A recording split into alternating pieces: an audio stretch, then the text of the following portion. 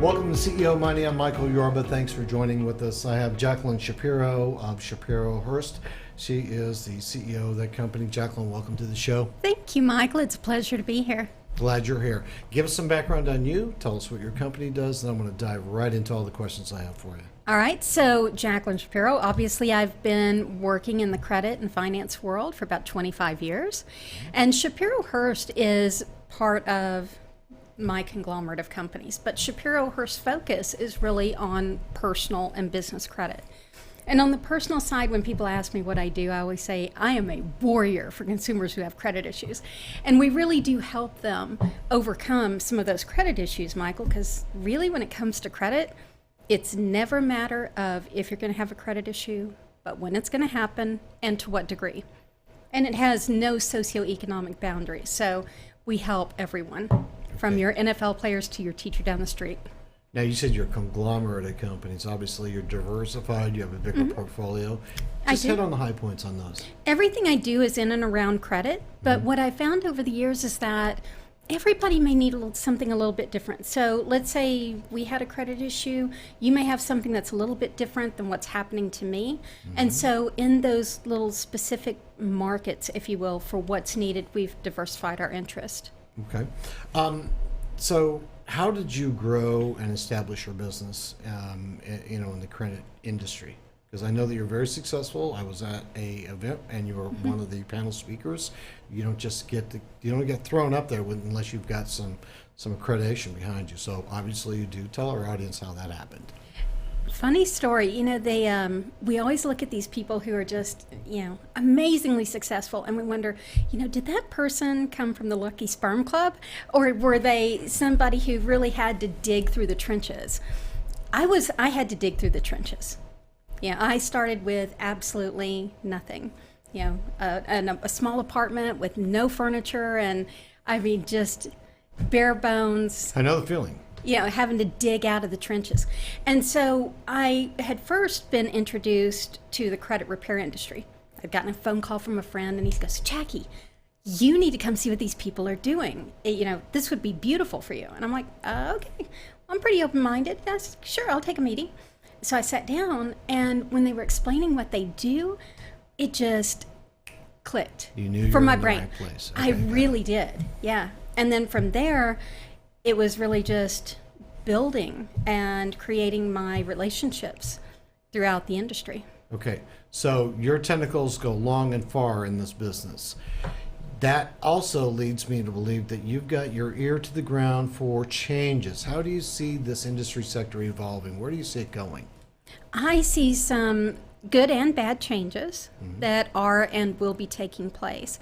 So most people right now, if you're going out and you're going to finance something, in the real world, you're going to need to get your credit pulled. So let's say a house, for example. All right, now with FICO's credit scoring algorithms the way that they are right now, well, there's some good and bad. I like to say we all work within a broken system when it comes to credit. Okay. All right, so with the algorithms, they're changing to FICO 09. FICO 09 is already here now. That's one of 60 different algorithms that FICO has.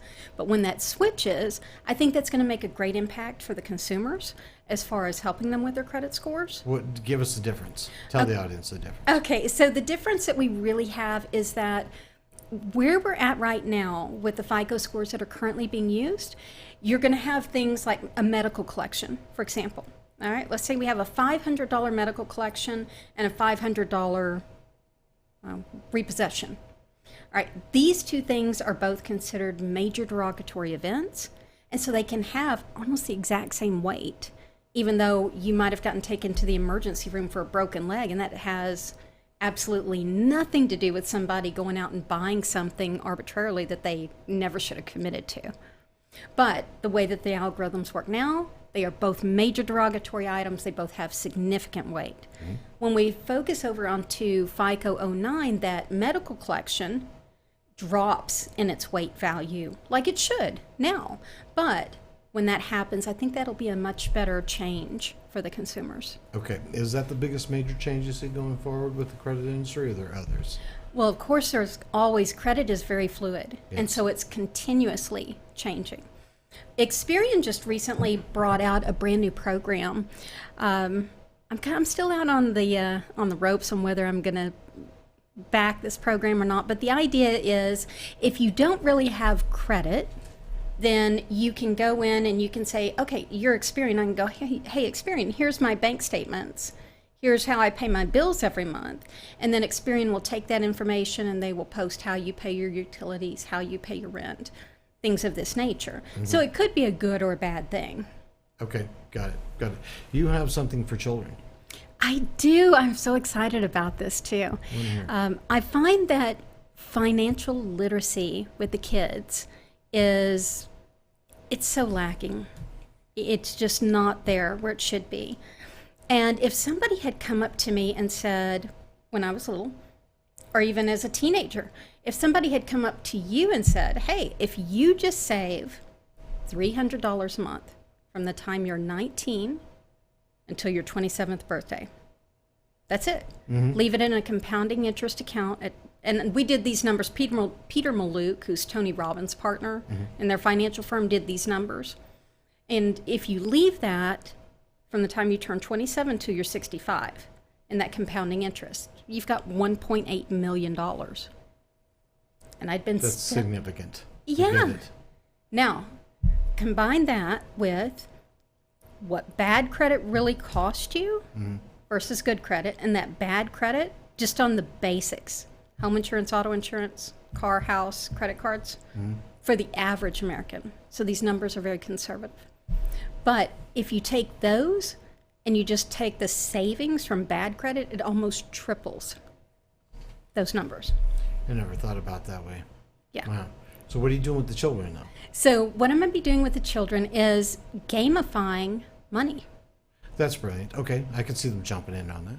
Right. So instead of, classroom setting or a board game, the children themselves actually become the pieces of the game. And as they play, they get to experience the difference between earning money and making money. They get to experience... Right, let's stop there. Earning money, making money. Define that for those who wouldn't know the difference. Okay, so if you go to work, and let's say you work for 1 week, you get a paycheck. You've just earned money. Now, if you take your profits from that and you invest them, let's say in a business, in real estate, in the stock market, now you're starting to create passive income. Okay, so we teach the children. That's brilliant. You're teaching young children how to generate passive income through investments. Yes.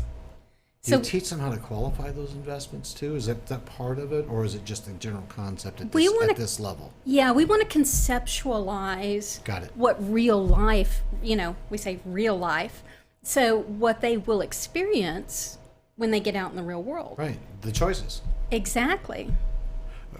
Okay, so they're just getting to, what age group are you focusing on with this? 10 and up. Okay. So you could really do 10 to 108, but there's a lot of people out there that they just haven't had the ability to get the financial education they really need. Is it on an app? No, it's not on an app. We'll be doing our first game on May 25th over at 5000 Quorum. It's going to be live, bricks and mortar type game. Live game, yes. Okay. And so we'll bring all the kids in, and the kids get to play. And we will let the parents observe too, because I feel that if we can affect the whole family unit, then we can make a bigger positive impact and bigger difference. Probably their best retirement plan is their children. All right, where and when again? It's going to be at 5000 Quorum in the conference room, and it's going to be from 9 to 1 on Saturday, May 25th.